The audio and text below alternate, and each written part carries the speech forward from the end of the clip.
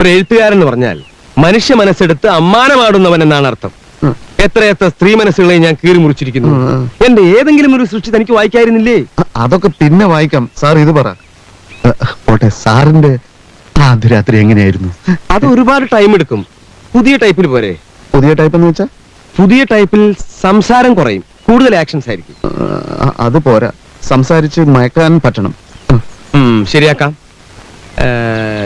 ഞാൻ ചില ടെക്നിക്കുകൾ പറയാം. കിടമുറി എങ്ങനെയാ? പൂക്കളും മാലകളൊക്കെ ഉണ്ടല്ലോ.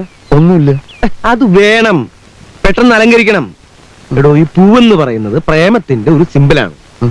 നീ ഒരു പൂവും കയ്യിലേന്തി ജനാല കമ്പികളിൽ പിടിച്ച് വിദൂരതയിലേക്ക് നോക്കി നിൽക്കണം. ജനലിലൂടെ വിദൂരത കിട്ടില്ല, അപ്പുറത്ത് മതിലാണ്. അപ്പൊ മതിലുമ നോക്കിയാ മതി. എന്തായാലും പുറത്തേക്ക് നോക്ക്.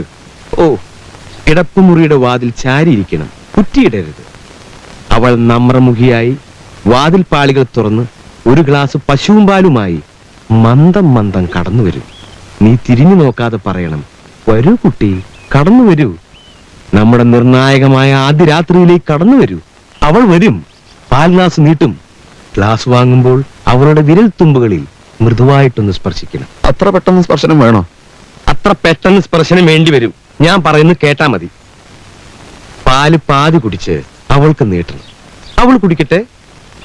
പിന്നെ ഗംഭീരമായിട്ടൊന്ന് പുകഴ്ത്തണം.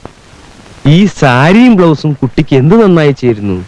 കുട്ടി സുന്ദരി ആയതുകൊണ്ടായി ഇതിന്റെ നിറം ഇത്ര മനോഹരമായി തോന്നുന്നത്.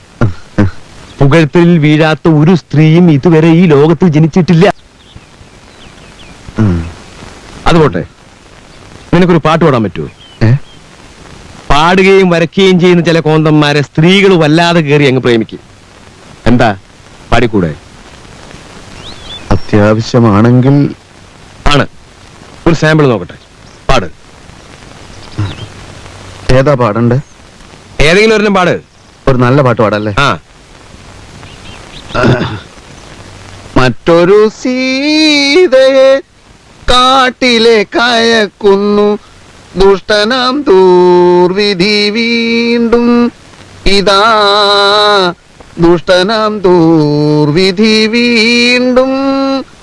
മറ്റൊരു സീത. നിർത്ത്. ആക്ഷനും അർത്ഥവും ഒക്കെ കൊള്ളാം, പക്ഷെ നീ പാടണ്ട. പാടുമെന്ന് പറഞ്ഞാ മതി. ചിത്രകാരനാണ്, കലാകാരനാണ് എന്നൊക്കെ തട്ടിയേക്ക്. പിന്നെ നീ നിന്റെ ഗുണഗണങ്ങളൊക്കെ പറ.